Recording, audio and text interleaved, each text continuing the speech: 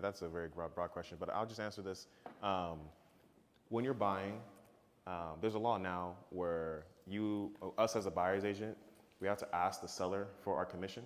Before, this was August of last year, it used to be they'll post on like the multiple listing service what the commission would be. But now we have to ask, oh, is it 2%, is it 2.5%, is it 1.5%?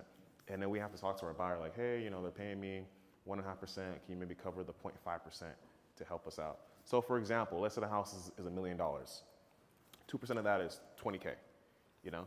So obviously that's a great commission, but it's still a lot of work to get to the closing line. Anything can happen. I always say this analogy where if you sneeze, the deal could fall apart. But because it's honestly true.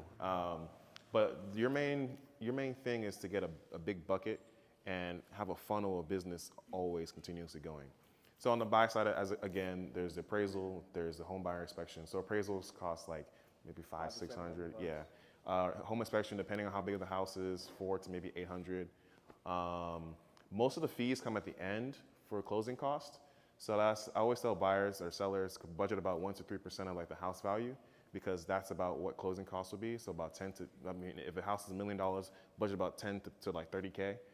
That includes lender's fees, notaries, inspections. There's all kinds of fees that they just throw in there. You're just like, why am I paying this?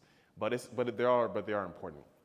And in the case for like Anthony, for example, since he can be both on the lender side and the sell side or buy side, so he can net all that for himself, and that's a great thing for business. Which is why I was going back to the point of there's multiple ways to make it in this like industry.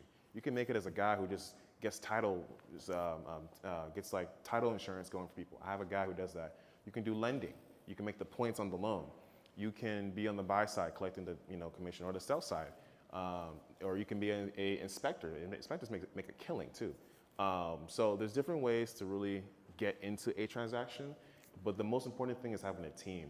The numbers, like, they matter depending on who you are representing, but they fluctuate and they change. If you're able to, let's say, own, like in this case, have a lending side, be on the buy and sell side, even do title or even do escrow, you can net a whole lot per transaction. You're just basically casting a wider net that you're pulling into.